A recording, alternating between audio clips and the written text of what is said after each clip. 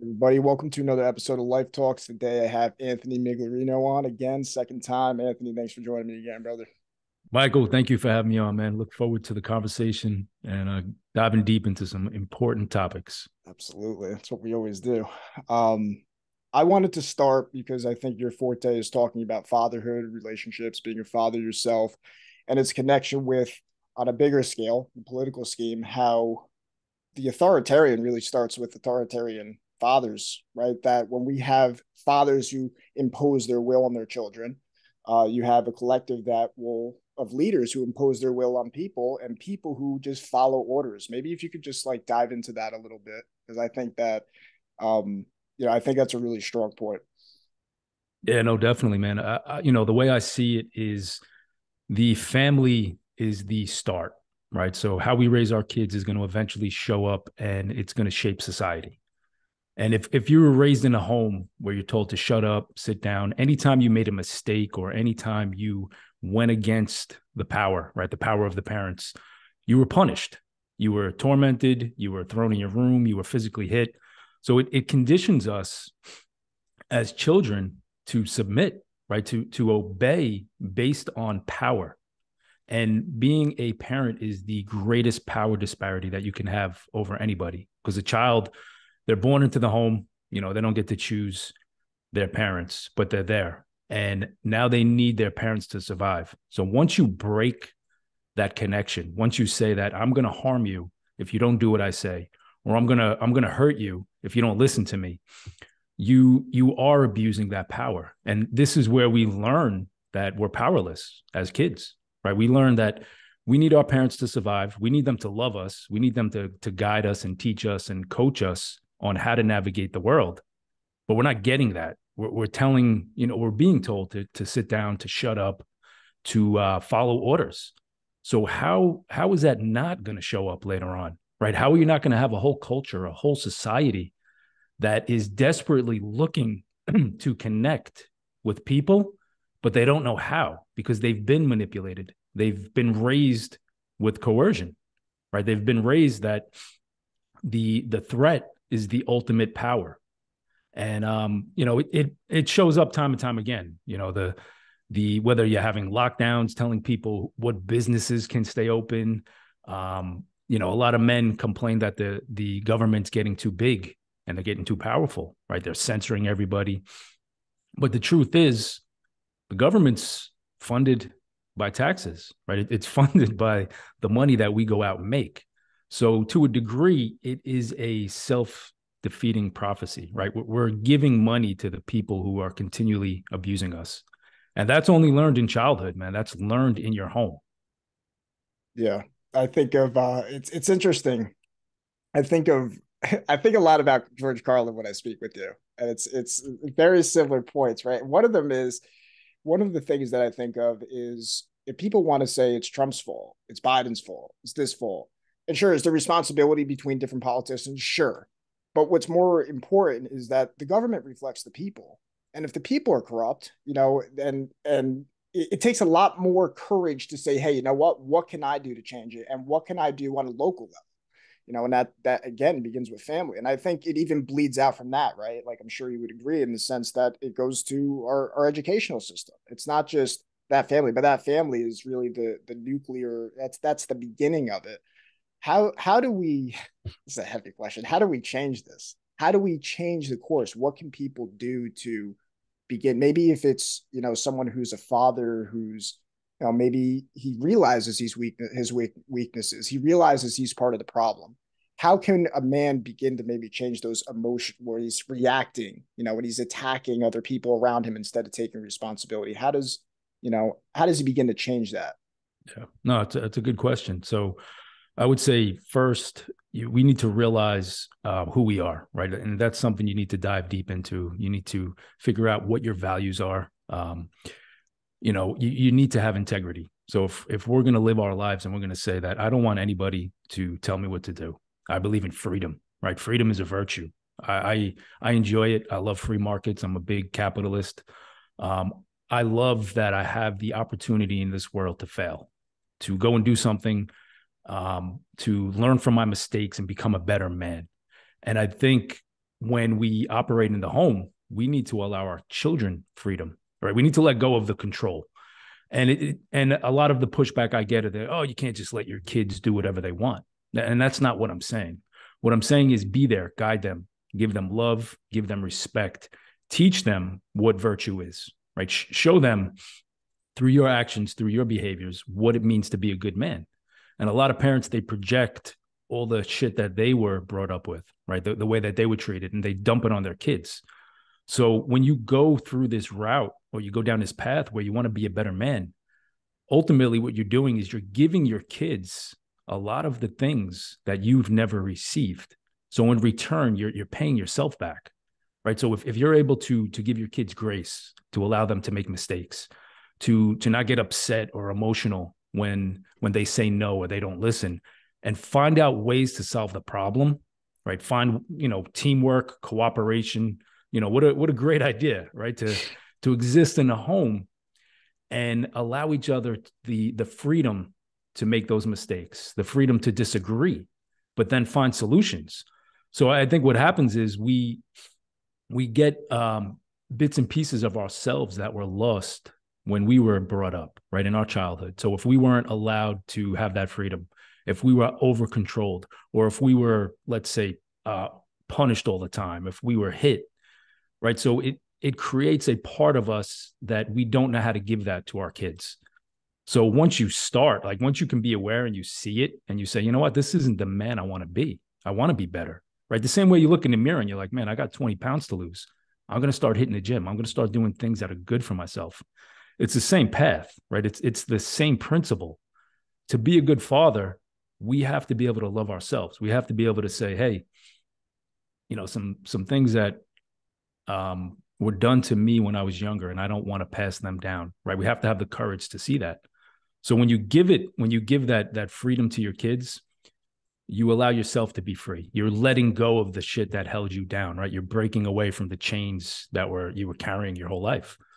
So that's one way where it's just about awareness, and it's a choice, right? As a grown man, as an individual, you can either choose to give people freedom, give yourself freedom, or you can choose to stay confined, right? And to think that the world you live in, the life that you have, is out of your control, that you have to bend to the will of others, that you always have to be nice, that you always are walking on eggshells, right? Once you let go of that stuff, you can give it to your kids, and then you can build confidence within them. And, their life will not be based on certain outcomes, but it'll be based on the character that you're building. And what a great gift you can give your kids, man, to build character in them, right? To allow them to see that the world that they live in is theirs for the taking, because they have the confidence, they have the determination, because dad was determined to be a better man. Yeah. I think what I take from that is two things. One is being the change that you want to see, Yep. right? Ultimately, that's the number one thing about being a leader. And that's something that I'm realizing in my own life, right? The transition from speaking about it to doing it to being it. Because a lot of people can do the right actions. This is something I saw recently on Twitter. I thought it was really interesting. It's like even more than actions is your presence. I know Zach speaks a lot about that, right? Your presence. Because you can do the right thing. You can go to a job that you hate your entire life and do the right thing and appear like a leader. But there's even more another level of that, and that's being that change. And I think that's that freedom. And when you're around people who appreciate that same message of freedom. But the other thing that I heard you say was like the nice guy, right? And I think every guy who lived long enough in this life, we've all experienced what it is to be taken advantage of being nice. But also the other, we learn. I've learned my big word of the month has been paradox. There's so many paradoxes, right? Because people say, "Oh, don't be a nice guy." So then you can go into the red pill Twitter, say, "I'm going to be the asshole." It's all about Yeah. me, self-serving. What is your view on what's the difference between cutting out the nice guy but not losing your heart? Yeah. No, and that's great, man. And I think it's an important discussion. It's a big idea, right? So I would say that a lot of us, we were raised to be that nice guy, right? We were taught that we should care more about what our parents feel and less about what we feel. right? So we grow up looking for validation. We don't want to piss people off. We don't want to disrupt things, right? We almost confine ourselves because really what we want is love. We want connection. We want to build things as human beings, right? Humans are creative. Kids, especially kids are curious. They're creative. They want to explore. So I think to a point we get that, taken away from us as children. A lot of us do.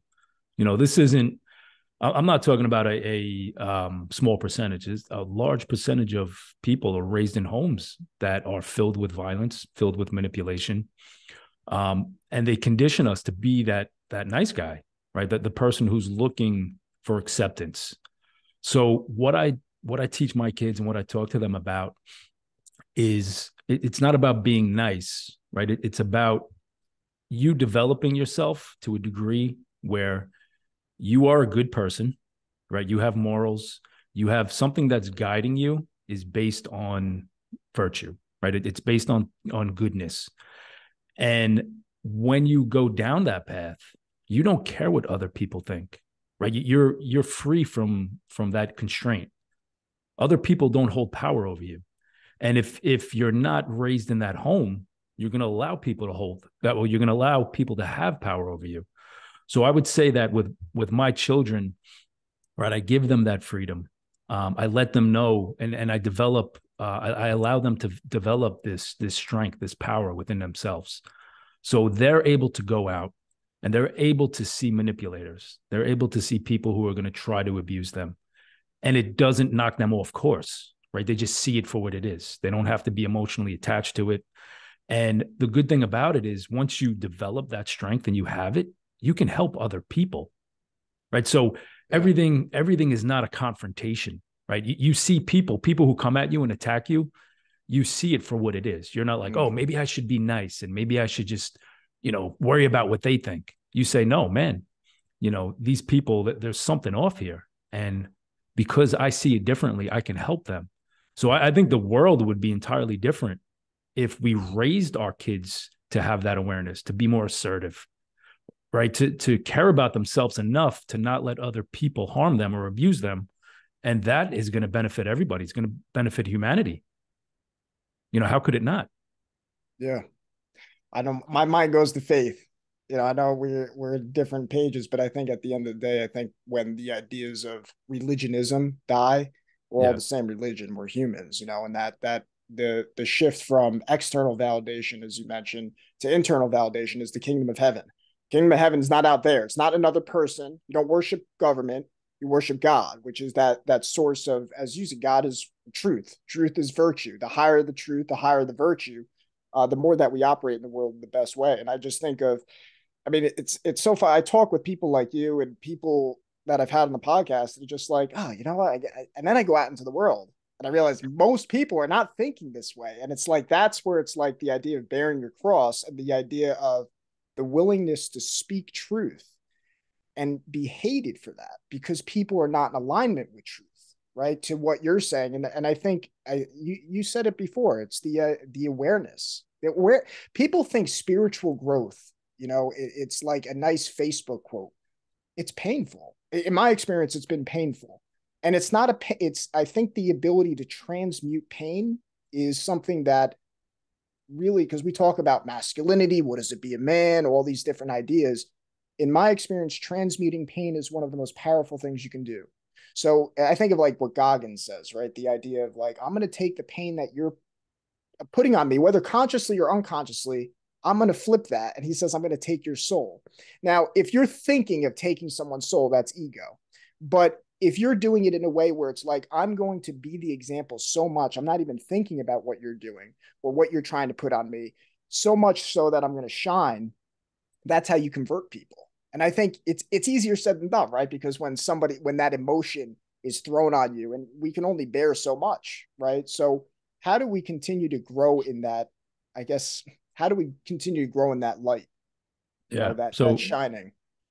yeah, I mean, think about it through a parenting perspective, right? A lot of fathers, we look. Let me backtrack a little. We look at the world and we see weak men, right? We see men that are being controlled, whether it's by the government, by by unfair laws, by their wives in their own house, right? By society. Men are minimized. They're told that they're not important anymore.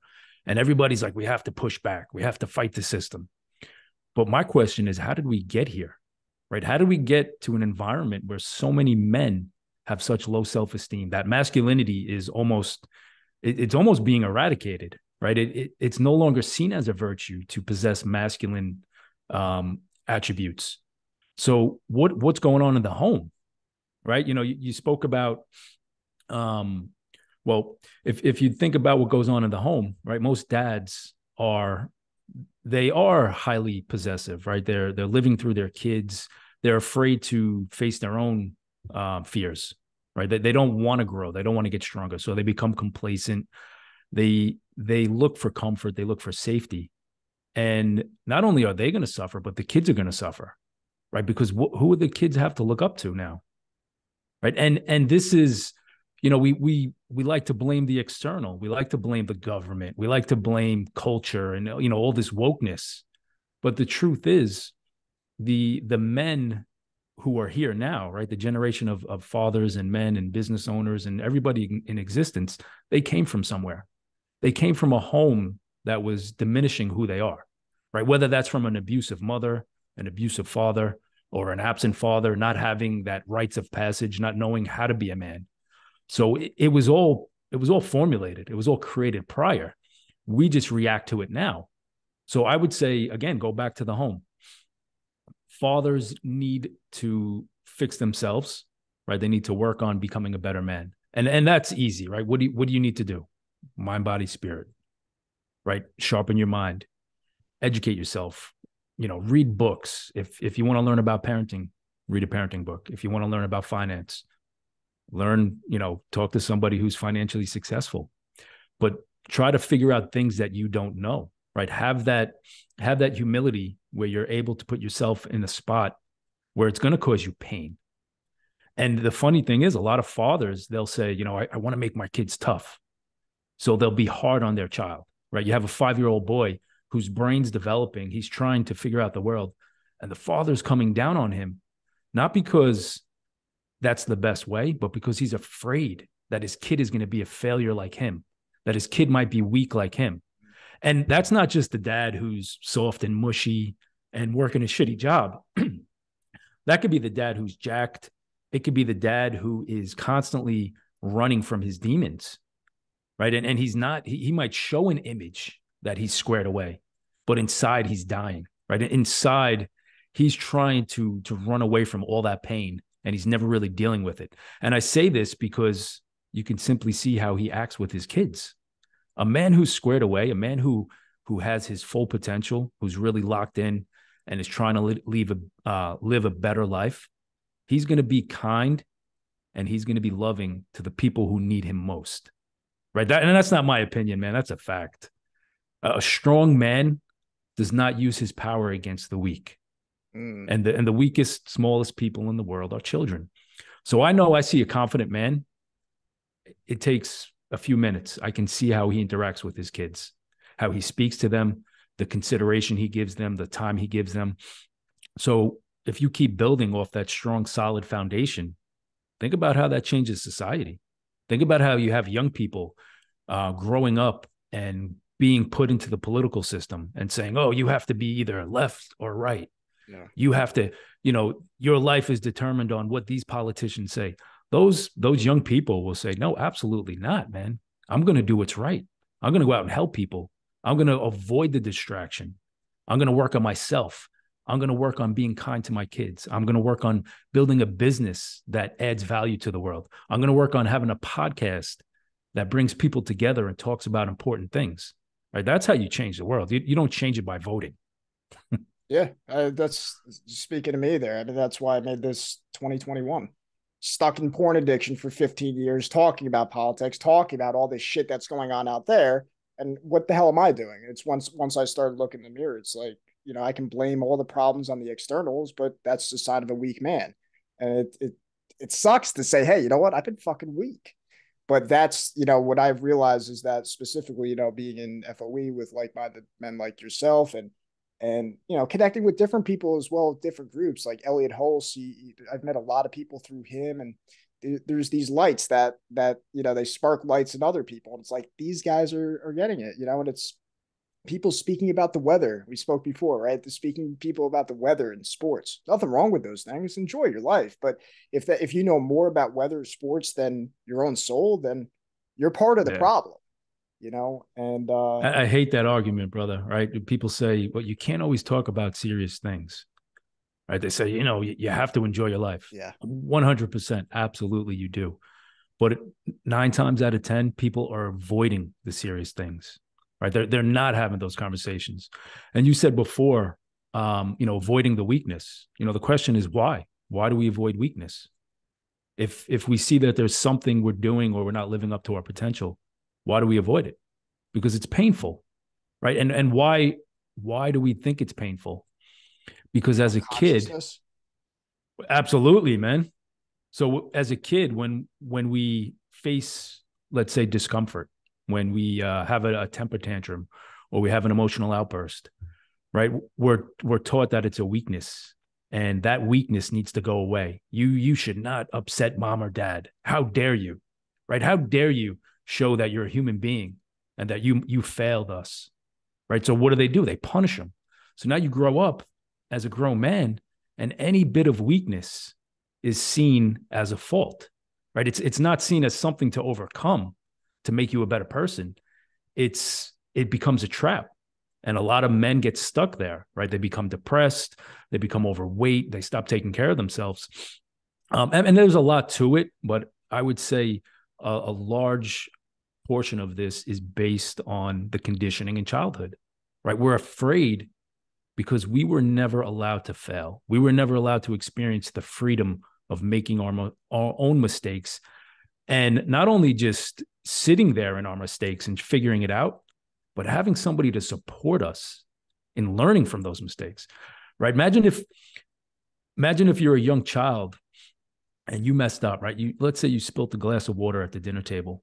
Most kids in that scenario are getting yelled at. They're getting punished, right? They're saying how stupid they are. How could you do this? You do this every time, right? It's just scorn. It's criticism, and that child's developing. They're trying to figure out something about themselves.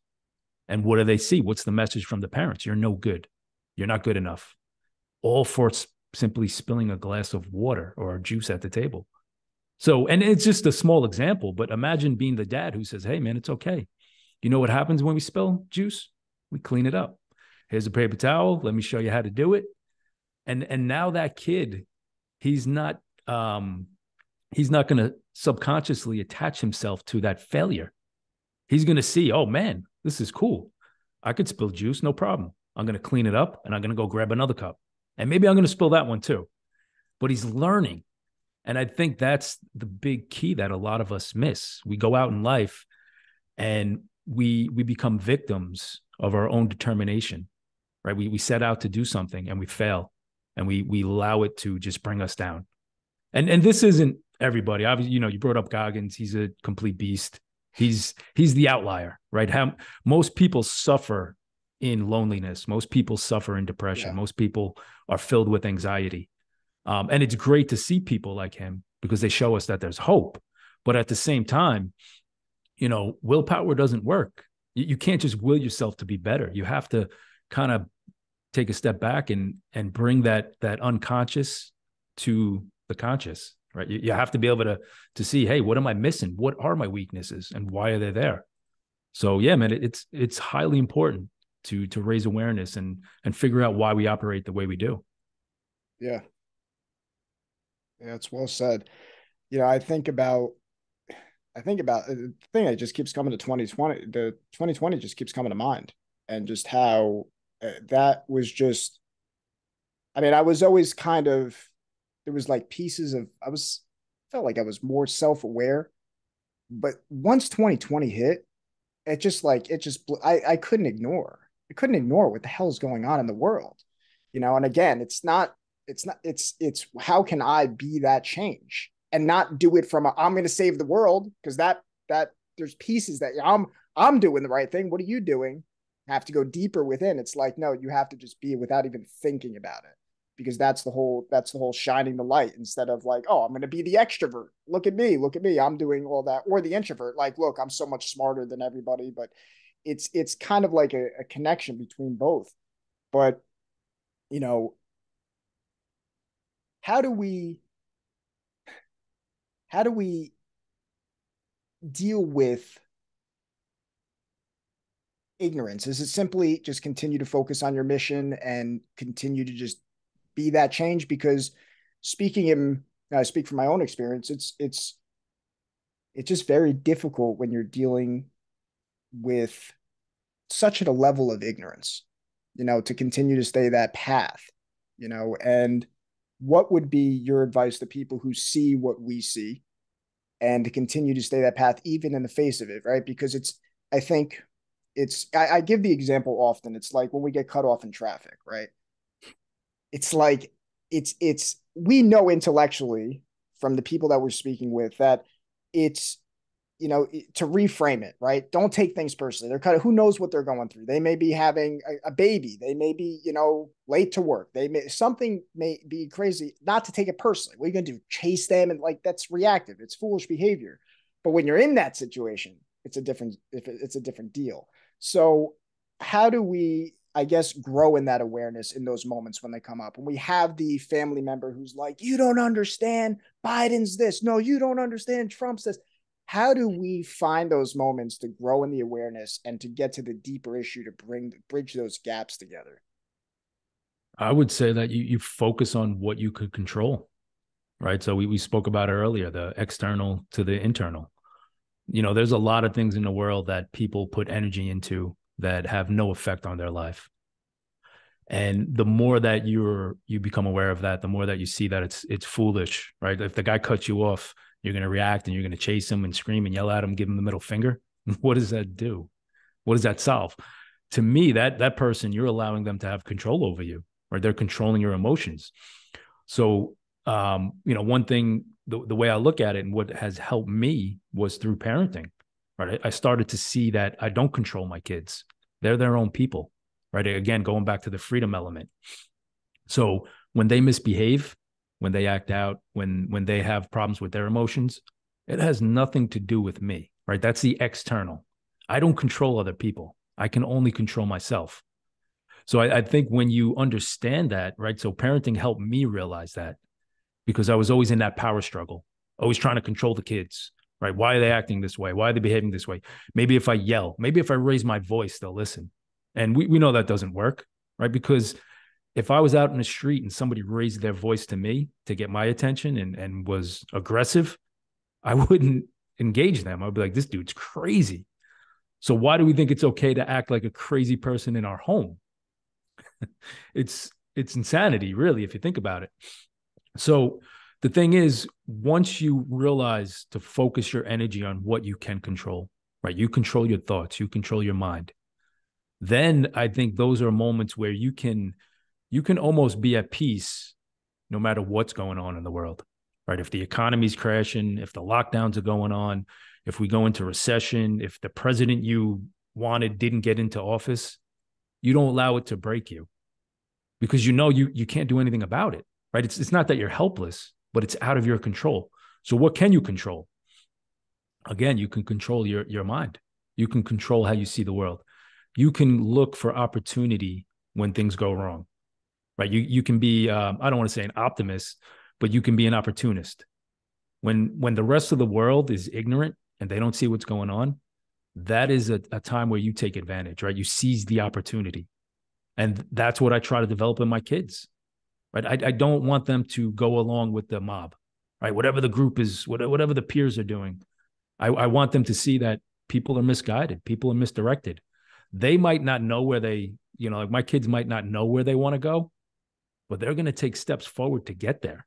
And they're going to find out where that is based on their own beliefs, based on their own struggles, based on their own intuition. It's not going to be directed by external forces. Mm. And that's the beauty of it, man. That's true freedom, right? The freedom to choose to how you live your life. How many people are doing that in this day and age? Yeah, very few. And it's funny, this is, thousands of years later, it's the same We're trying to learn that same lesson collectively.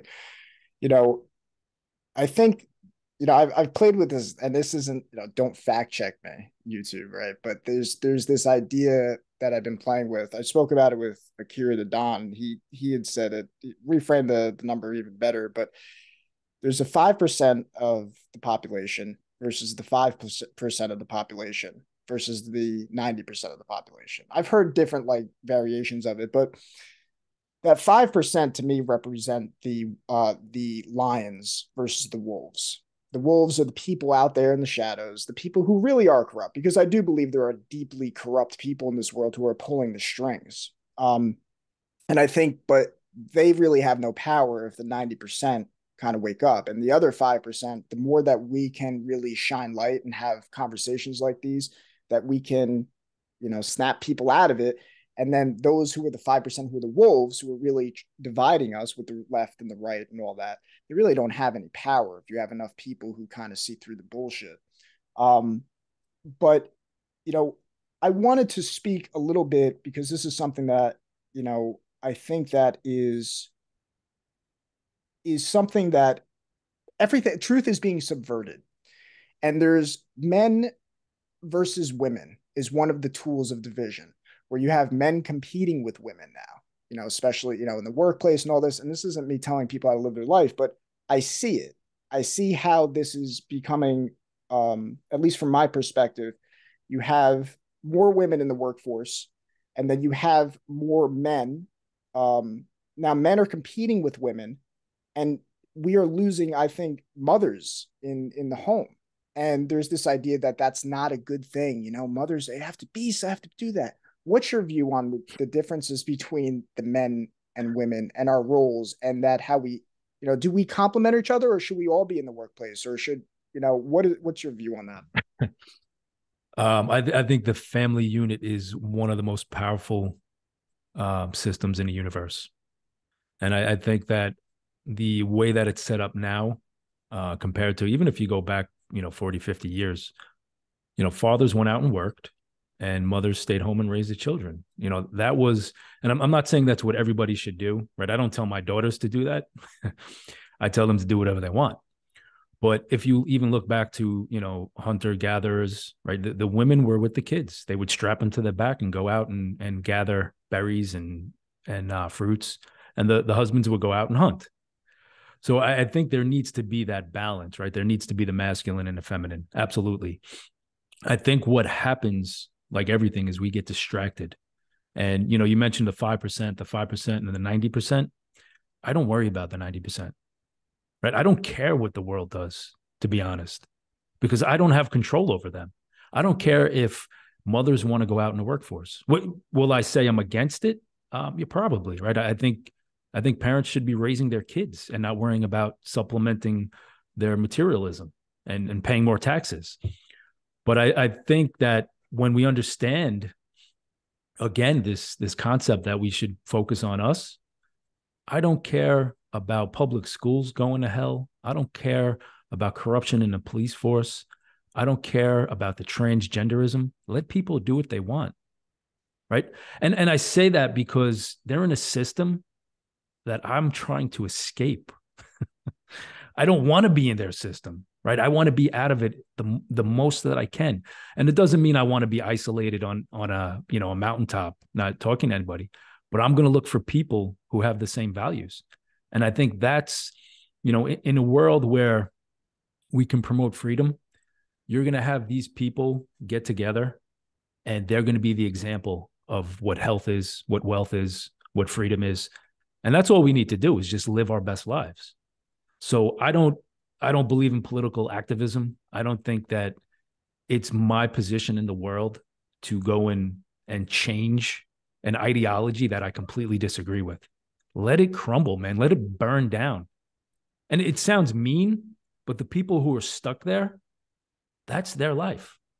Right. And like I said, I have no problem having a discussion, talking about things. I love talking about economics.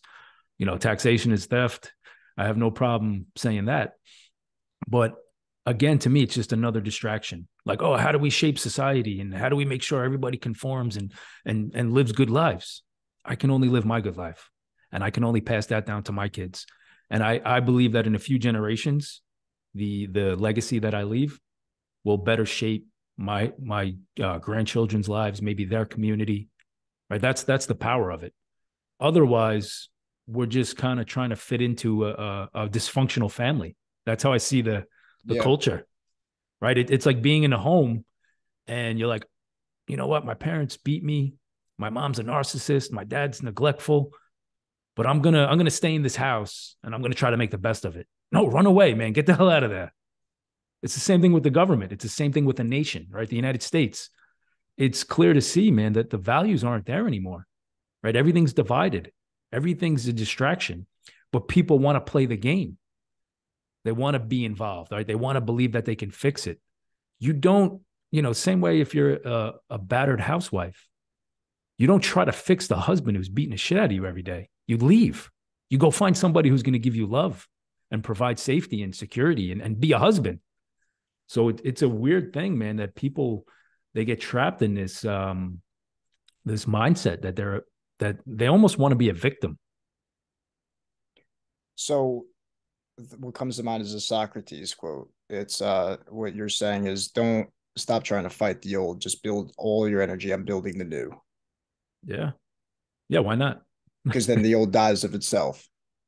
Absolutely, man. Yeah. And that, yeah, no, I agree. I agree. It's, I also think of the quote that comes to mind is I think that was never an AA, but I respect the hell out of this quote is grant me the strength to change the things I can, accept the things I can't, and the wisdom to know the difference. I think the contention that I'm pushing is the wisdom to know the difference, right? Because I think there are so many opportunities where, you know, that to know the difference of when something is actually in your control and when it isn't.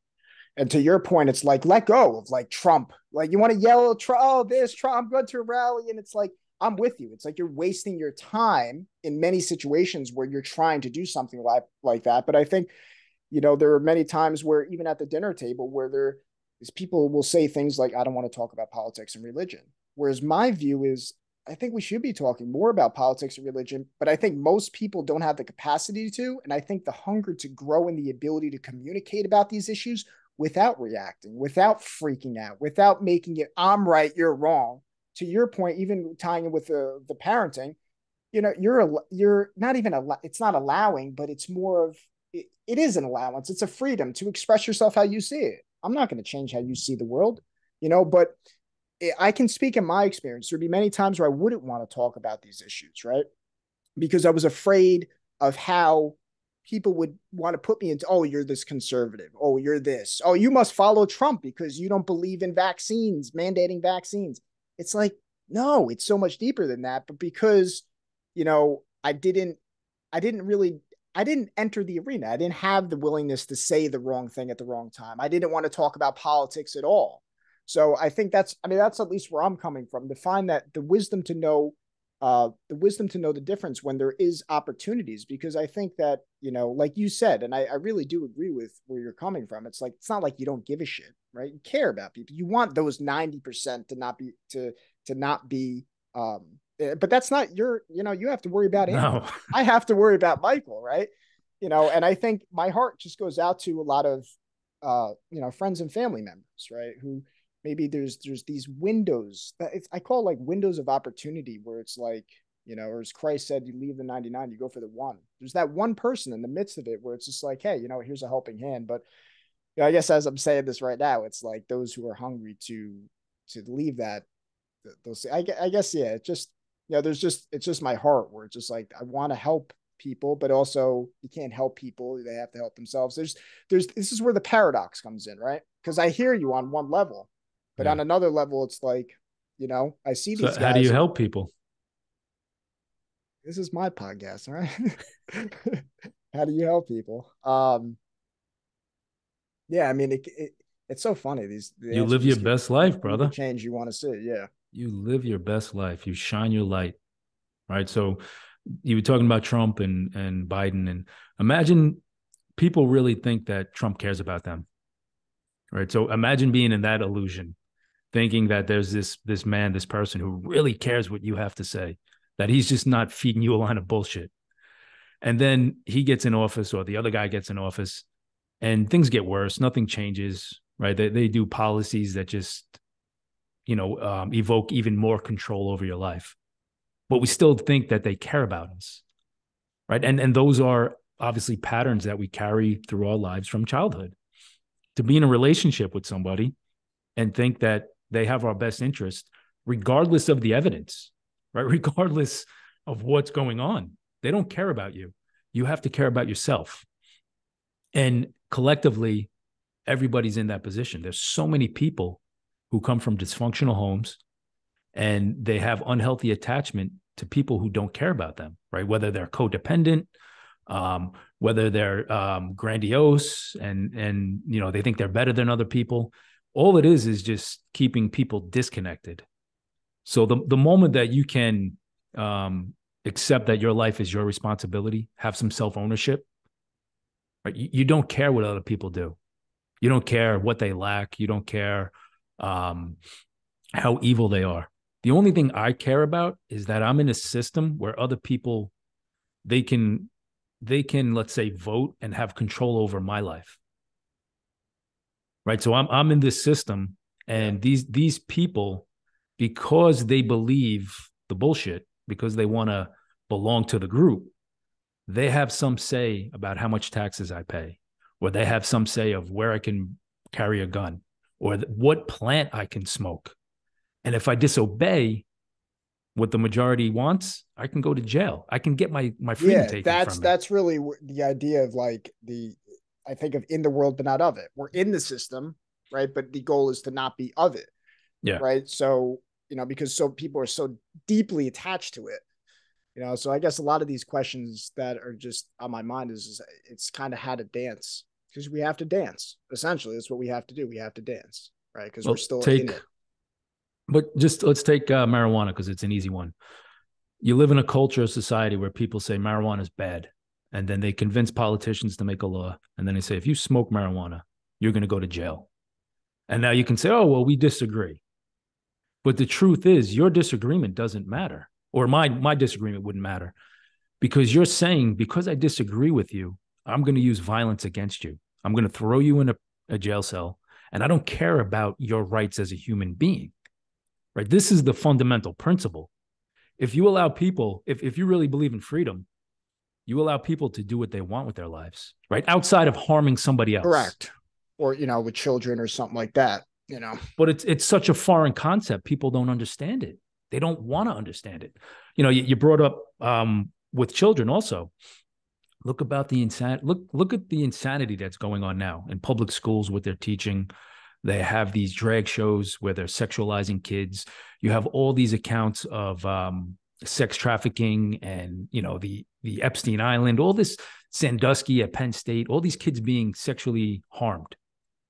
And when it comes out, everybody's like, "Oh my God, it's shocking!" Right? And nothing changes; it just keeps going on. And the truth is, when you raise kids with violence, right, with physical discipline, with emotional abuse, children learn to accept that later on, right? So you're actually creating kids that are going out into the world and they're seen as prey just because of how we treated them in the home. You stop hitting your kids, you stop exploiting them, manipulating them, they're going to grow up. And the moment that some weirdo comes at them and is like, hey, come here, kid, you want some candy? Get in the van. They're going to Yeah. they're going to know it's wrong. But if you're doing that in your home, if you're saying, do your homework now or you don't get any TV or dessert, and then the next day it's get your shoes on, we got to get to the bus. If you're not ready when I say to be ready, you're not going to be able to play after school. So we're conditioning our kids to be obedient, to submit. And what is that going to show up later on in the world? Exactly what we see. But then we're going to blame, the weirdo who has 45 different pronouns, and the teacher who's teaching, about dildos and whatever in class, and we blame them. So I focus on myself. I focus on my family. My kids, they go out into the world and they hear these things, and it's so foreign to them. right? They hear about, teachers, talking about uh, whatever critical race theory and transgenderism, and my kids are like, "What the hell? What is that? Why are they teaching this?" They don't even pay attention to it because they're so focused on their own life. So again, it's a distraction. Now think about all the grown men who waste so much time focusing on that garbage, whether it's political garbage. We were joking before about the sports teams, right? Oh, I was born on this side of the river, so I'm a Mets fan. You're a Yankees fan. We're enemies. We can't be friends. Your team sucks. My team's better. This is how people get caught in that hive mentality. It's how they get distracted. Think about the stress on your mind, on your body that this causes to where you're a grown man and you're constantly thinking about what Trump's doing, what Biden's doing, what happens if Biden gets impeached and then Kamala gets into office. And this is what your operating mechanism is. You're creating stress, anxiety, you're worried about the future. It takes away everything in your soul to go out and live your life. We only have so much time on this planet. Imagine wasting all that time on nothing but distractions. You're not going to grow. You're not going to get better. So the moment you step out of that and you start to say, all right, I see what's going on over there, right? The circus is in town. Cool. I'm going to go over here and build. I'm going to go over here and spend time with my family. I'm going to go over here and I'm going to speak with other men who are doing things in the world. Right? Again, it's shining your light. It's having the foresight to say, I get to choose how I live my life. If my mind is scrambled and I'm filled with anxiety, I chose that path. And I need to see it. I need to be aware of it. I need to bring it to a conscious level and make changes. But that's difficult, man. It goes back to what I'm saying before, is like when we make mistakes and we don't want to correct them because it's painful. And then we were taught that we're bad if we make mistakes. We're bad if we're on the wrong path. So how are we going to change course if we already have that imprinted in our brain that we're a bad person? You're going to stay distracted. It's Yeah. inevitable. Yeah. I think of, it shouldn't be obedience to people. It should be obedience to virtue. And obedience to virtue is in the heart. Obedience to virtue is, it's like the idea of the Constitution, right? You're obedient to the Constitution. You're not obedient to people who impose and anyone who is against the idea of freedom, um, really is the enemy in essence. And I think that, um, and I Well, think it, people could choose to be against freedom, right? They could if they want, but it's when they want to harm you. It's when they break that principle, right? The non-aggression principle. When they say, "Oh, we have a disagreement on freedom," but my disagreement is you can go and do whatever you want. Their disagreement is we're going to throw you in jail. mm, That's the problem I have. yeah, Those are not my people. yeah, the vaccine or the Yeah. businesses or, and I guess, yeah, let's go into that. So the idea of, God, it's so subverted. That's a word that keeps coming to mind. It's so subvert, but you're a threat, right? You're a threat because if you're sick, and this is the thing, these people are smart. I mean, you have to give the devil his due. These people are smart. They're not idiots. Um, because because the left versus the right, one side essentially is pushing the idea of safety, right? Because you don't want people to get sick, right? We all agree. We don't want people to die. We don't want people to get sick. And then the right is pushing, yeah, but we don't trust government. And they're pushing it to the extremes, and they're both true. So, but the argument that I always see that's difficult to really have is, well, what about the people saying, well, you're the threat to society, right? Because that's just the stepping stone to, the next thing. Well, you don't have a chip. Well, why are you against it? You're gonna be whatever.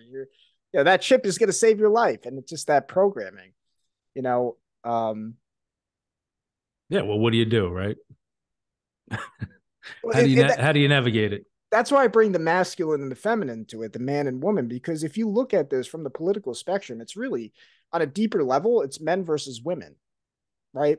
At least that's the two political views that I look at it. What is the feminine? It's the emotional, it's the comfort, right? You Yeah. don't want people to die. Well, what's the other? The father is, well, I don't trust these people. Like, so, and you're having them fight each other because there's that disconnection between the masculine and the feminine. And, that's this idea which breeds even more. I don't even know who I am, which breeds the transgenderism, and it breeds the, well, I'm just going to obey authority because they seem confident. It's the difference between pride and courage. And to your point, when you're encouraged, that's the light. The light is I'm not invested in what other people are doing. It's not even I'm right. It's I'm so invested in being that it has more power. There's more power in people who are being versus proud. That's a whole other thing. Pride. People are missing the ideas. It's not even, it's pride. Pride is the issue. Now, people want to just connect the word pride with an identity, but the problem is pride, and pride is a human issue. That's something that it's almost so obvious now, but it's not to Betty, It and is. that's It's obvious. so. Yeah. No, I mean, but think about it. So everything you're describing is just basically people who are not centered, right? People who have no balance in their life. They're looking for something to either fix them or to heal or to minimize pain, right? They want that comfort. Um, and the key to it, again, just going back to mindset, is the people who function at a higher level are the people who are able to find peace, right? To be comfortable in silence. They don't need to always go out and attack. And I think that's a masculine quality that's missing greatly in this world, right? The man who is confident, the man who doesn't always have to overreact, but the man again who is capable of pushing back and saying, no, this isn't right. So we don't have that anymore because where are the men who are saying, let's stop hitting kids, right? A grown man physically disciplining a small child is wrong. A lot of people are not, the majority are not saying that. So, of course, these little boys are going to grow up and they're going to be easily controlled. They're going to be divided, right? They're going to grow up in a home with an abusive father, and they're not going to know what it means to be a virtuous man, a strong, confident man who's able to display his power in a way where he's attracting the feminine, right? Or you have the feminine who's the girl who's raised in a home with an abusive father or mother, right? I don't want to single out fathers because mothers actually hit their kids at a higher rate than fathers do now that we have a lot of single parent homes with mothers.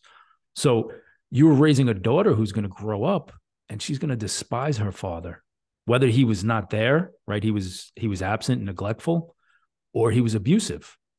So to me, those are the cornerstones of a foundation. So when everything you were just describing, that disturbance, right? The masculine fighting the feminine, it's happened because we've raised them that way, because we were unaware, or the generations prior were unaware, simply because we were mistreating our children, right? And it sounds simple, but think about how we develop into people. Think about all the degeneracy that you see in the world, right? People who don't know what gender they are. They have 500 pronouns.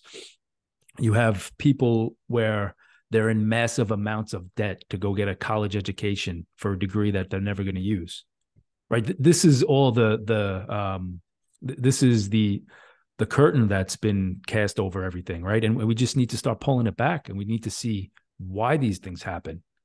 We need to understand why they happen, not just we need to fight against them, right? It's like saying, you're obese and we're going to go and get liposuction. No, Not getting to the root. get to the root cause. Why are men so weak now? Why is government so big? Why is the family? Why are so many people getting divorced? Right? Why do we have gender identity issues? Why are they allowing kids at young ages to go get surgical procedures that are destroying their bodies? How is this happening? Right? Where are the men? Where are the fathers? Where are the good men who are standing up and saying we need to protect kids? And the funny thing is, I talk about this, how kids are getting mutated, right? They're giving them hormones, they're chopping off body parts, but it's the same thing of physically striking your child in your home. You're teaching that kid that their body is not theirs. They have no control. They have no power. So we don't even realize that we're setting this up for failure, right? You raise your kids with violence in the home. They're going to grow up and they're going to allow people to violently exploit them later on. It's just a sad reality. Yeah. And I think I want to start doing videos on like the Constitution because I want to grow in that more. I really do. Because I feel like I can understand it a lot more. But it's using the Second Amendment before the first. Yeah. That's really what another way of saying that, right? Because it's like your words are very not they are powerful. Again, paradox, right? It's like sticks and stones may break my bones, right? But the idea that words really are powerful. When your ability to really sharpen, that's one of our, the fact that we have that First Amendment is not so that we can just say, oh well, this is what I think. I'll say whatever I want and I don't care. That's not the idea of the First Amendment from what I understand. The idea Yeah. in my own experience is like you said earlier, the ability to make the mistake. Giving the juice example, right? I think of Zach had an example. He had said it's like his kids were vacuuming and they were doing it like really an inefficient way. And instead of like, oh, this is how you should do it, just let them make their mistake. You're just, no, keep doing it that way. See how it works out. And there's so much more power there, but because there's such an emotional world, it's reacting so much that it becomes, everything becomes emotional, and then again, it's you can see it in all these different aspects too. Even with men versus the women, it's like I think the yin and the yang each day that goes by is just one of the most Yeah. powerful things. That a man is not emotionless, but there's that emotion circle within the bigger circle, and women are not stupid, but they don't think like men do, and that's that part. So, you know, Yeah. I mean, there's nothing wrong with emotion. The yeah, problem that we see now is everybody's dysregulated. They don't know how to control emotion, right? So it takes a long time. It's a development process where, again, you don't let the guy cutting you off trigger you. How many people are triggered now by just a word, yeah, right? You call somebody the wrong pronoun, you can get in trouble. You can get fired. You can get canceled. So there is a level to this where, because of the abuse endured from previous generations, it's created a level of fragility in society where you can't have a conversation anymore, right? You talk about the First Amendment, the freedom of speech. We were able to express ourselves and not have it affect other people. It's a law, right? It was written, which to me means nothing, but it's a human right, and it's why the United States became what it was and what it is. Well, what it was, I don't want to say what it is, but we had that freedom to disagree. We had the freedom to choose. We had the freedom to speak openly about what we believe and what were our values. And the more that we put constraint on that, the crazier things get, right? Because people are no longer free. People are no longer able to voice their opinion. And again, it goes back to me. It always goes back to the home. But raise a child who's not able to disagree, who's not able to have a voice, who's not able to have an opinion in their home. There's going to be a level of dysfunction where they grow up, and they're going to want that so bad, right? They're gonna want it like it's within their soul, and nobody cares because everybody else is void of that. You know what I'm saying? yeah, So 100%. it's Well, that's where crazy. rebellion comes in too, in toxic Absolutely. ways, right? Yep. Oh, well, I'm going to go do this because I'm gonna I go resent knock my down a parents. statue. Yeah, yeah, because they hate authority, but they hate it's external authority versus internal authority. Because when someone is operating to what you're saying, it's not even. And I get what you're saying. It's you don't care, but it's not a heartless I don't care. It's I don't Yeah. care because I'm so focused on being that best version that I can that anybody who's going to judge me in that sense is just it's yeah, it's hard to really it's hard to find the words at a certain point because it's just you're so operating on that being, you're that presence. um I wanted to end on because something that I try to be conscious of when I do this podcast is like I would watch all these documentaries when I was younger, and I would see like, oh, all these issues, right? global warming, all this stuff, right? And you're left there with the sense that you can't do anything. What are some things that you have put into place, like in your home, that other fathers can replicate that have worked for you? And whatever it may, maybe setting up boundaries in a healthy way, or whatever it may be, that would help fathers on the path, or people who are not, maybe just principles of, that you've put in place that can help Yeah. them. Yeah, no, I'm a big proponent of peaceful parenting, right? Parenting with principles. You want to call it the golden rule, right? I treat my kids how I would want to be treated. And I don't break that rule or that limit because I'm emotionally upset, right? I don't mistreat my kids because I get emotional or I get upset or I get angry. I make sure that I stay on course. And that is a great tool to teach your kids that emotional regulation. So we look at the world and we see everybody's in disarray and everybody's, easily or super hypersensitive. All you need to do in your home is give your kids the example, be the role model, right? When you're faced with hard times, when your kid's flashing out and angry and doesn't want to eat the mashed potatoes and broccoli you made them, don't lose your cool. Find a way besides abusing your power to get them to do things that are good for them. How do you do that, right? Because someone who's Yeah. totally angry, let's say they're like, alcoholic, they're like, all right, I hear you, Well, then you right? get other Like, is problems. it FOE, like leading in on like-minded men, or Oh, what? absolutely, man. I would say, being in a fraternity now for almost 4 years, being co-owner, being able to sit down in the fraternity of excellence with other men and talk about how we can navigate these scenarios. That is a superpower. And like we said before, a lot of people aren't having these conversations. So if I can sit down and I can have that conversation and bounce ideas off of other men and they can ask me input and we can get feedback and we come to finding a solution, right? It's that example right there is the same thing I do in my home.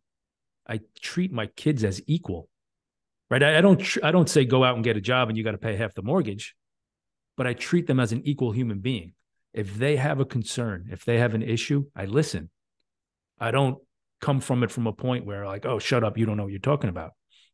It's that mutual respect, right? And so again, like inside the fraternity, we have conversations. There's guys I disagree with. I'm sure men disagree with me, but we're able to sit down and we're able to look past the differences and we're able to find solutions. So this way you wake up the next day and when your child is acting out or misbehaving, you have something now that you didn't have the day before. Right? You have this tool, you have this idea, you have this concept, and you say, "Oh, let me try it." It's the same thing with anything in life, right? If you're not using the tools that you have, you're going to suffer. And unfortunately, a lot of people suffer. They would rather suffer than join a group like the Fraternity of Excellence and say, "Hey, man, I need help. There's something I'm missing. What have you guys done?"